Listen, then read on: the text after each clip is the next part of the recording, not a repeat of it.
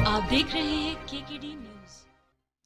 नमस्कार, KKD news में आपका स्वागत है। मैं हूं आपके साथ नम्रता शर्मा। ये नजर डालते हैं खबरों पर। जावेद साहब, इसरार साहब, जकरिया साहब, जफर साहब और हैदर साहब, नौशाद, तमाम आपके दोस्त साथियों, जो तीनों चारों सवाल है मौलाना आज़ाद एजुकेशन फाउंडेशन को लेके। देखिए, ऐसा है कि अब ये सरकार ने, गवर्नमेंट ऑफ इंडिया ने मौलाना आज़ाद एजुकेशन फाउंडेशन को बंद करने के लिए फैसला किया है। इसके बारे में जो आप कह रहे हैं कि क्या मेरा रद्द-ए-अमल, मुझे क्या कहना है, ये एक तरह से बहुत ही शॉकिंग और बहुत ही अनफॉर्चुनेट, और मैं समझता हूँ कि सोशो इकोनॉमिक जस्टिस जो है इसका ये वायलेशन है। ऐसे भी मुस्लिम कम्युनिटी जो है आज देखा जाए तो SC/ST से बहुत पीछे हो गई है। और हमारे माननीय प्रधानमंत्री जी का ये नारा था कि सबका साथ सबका विकास, अब ये नहीं लगता कि अब ये ऐसा हो रहा है।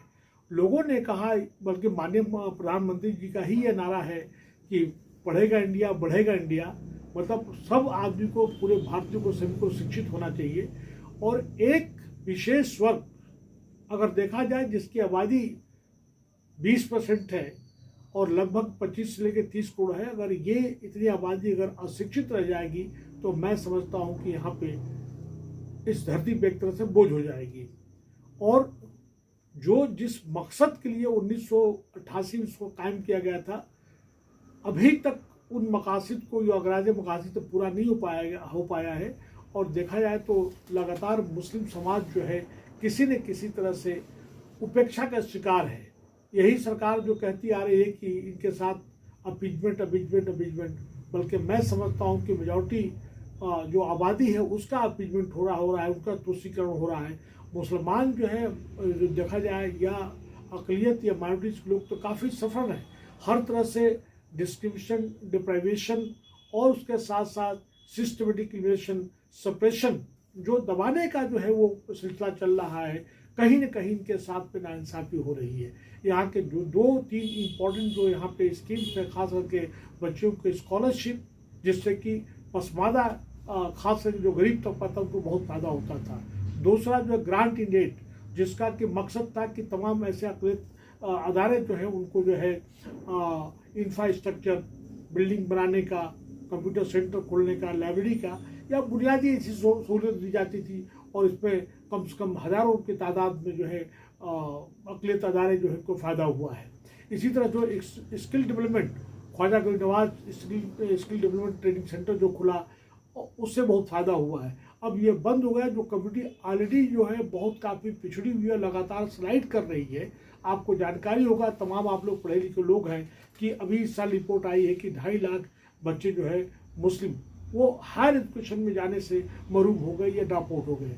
मुस्लिम समाज का बच्चा जो है देखा जाए तो उसके ड्रॉप आउट जो है 5th लेवल पे, 8th क्लास पे, 9th 10th पे काफ़ी मतलब ज़्यादा है। और जो भी अक़लियत है उसमें सबसे ज़्यादा डिप्राइव जो है अपने मुस्लिम समाज है और क्रिश्चियन समाज है। और बाकी जैन और पारसी तो बहुत आगे हैं, सिख समाज भी बहुत आगे है, यहाँ तक कि बुद्धिस्ट जो है वहाँ भी बहुत आगे है। लेकिन बुद्धिस्ट का जो SC है, ST है, वो पीछे है। दूसरा आपका सवाल ये कहना कि क्या इससे जो है सच्चर कमीशन या रंगनाथ मिश्रा कमीशन की रिपोर्ट की ये खिलाफत कर, देखिए ऐसा है कि उसके जो भी सरकार रही है, यहाँ तक कि कांग्रेस भी रही है, तो इस वक्त आप वो भी किसी ने इम्प्लीमेंट नहीं किया सही तौर पे। और जो कुछ भी क्या कराया गया है तो लिप सर्विसेज, टोकनिज्म के तौर पर किया गया है। हमारी कम्युनिटी जो है लगातार जो है स्लाइड कर रही है। और हर वो काम, कोई भी सरकार हो, मैं आपके माध्यम से कहना चाहता हूँ, मैं सब ने इसको इग्नोर किया है। और साथ साथ ये भी इसका वजह है कि मुसलमानों में सियासी शऊर और समाजी शऊर नहीं आया, इनकी लीडरशिप नहीं है, इनकी क़यादत नहीं है, तो इस वजह वो सफ़र कर रहे हैं। और जो आपका आखिरी सवाल, ये जो आप कहते हैं कि क्या लगता है कि ये सरकार काम कर रही है, मैं तो नहीं समझ कर रही है। तमाम ऐसे अदारे मुसलमानों के, तमाम ऐसे अदारे जिसमें कि वक्फ बोर्ड है, उर्दू अकेडमी है, स्टेट माइनॉरिटीज़ कमीशन है, और उसके साथ साथ में जो है मदरसा बोर्ड है, कहीं न कहीं जो भी सरकार रही है उनको जो है अनुदान न देकर, फाइनेंशियल एड न देके, या उनके फाइनेंस जो एड मिलता था, जो उनका बजट था, उनको स्लैश करके, कम करके, उसको जो है एक तरह से देखा जाए तो बंद करने के कगार पर पहुंचा दिया है। जो कि ये सब सरासर एक तरह से नाइंसाफ़ी है। और यही नहीं, हम तो ये कहेंगे कि जो भी सरकार है या जो भी हमारी चाहे सेंट्रल गवर्नमेंट की, स्टेट गवर्नमेंट की, ऐसे तमाम इंस्टीट्यूशन को और खोलने चाहिए। भाई मौलाना अबुल कलाम आज़ाद की इनसे क्या नाराजगी उसकी है, ये पहले एजुकेशन मिनिस्टर थे और इनकी देन है आज तमाम IIT, तमाम मेडिकल कॉलेजेस, ये तमाम इंस्टीट्यूशन जितने भी साइंटिफिक डेवलपमेंट हुए हैं उन्हीं के ज़माने से हुआ। उन्होंने बुनियाद रखी, उन्होंने फाउंडेशन रखा, उनके नाम से तमाम चीज़ों को ख़त्म करना ये ठीक नहीं है।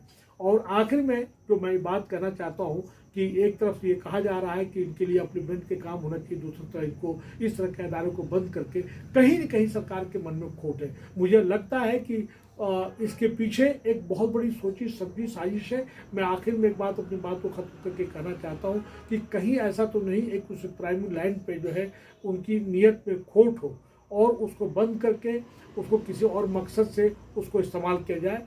आखिर में मैं समझता हूँ कि मुसलमान तमाम अक़लियतों के साथ में ये बहुत बड़ी नाइंसाफ़ी है, इसको बंद नहीं करना चाहिए और इसको खोलने के लिए, जारी रखने के लिए हमें सरकार से या न्यायालय के शरण लेना चाहिए, कॉन्स्टिट्यूशन के मुताबिक, या जो भी रिप्रेजेंटेशन देना है उनको देना चाहिए। आप सब लोगों का बहुत बहुत शुक्रिया।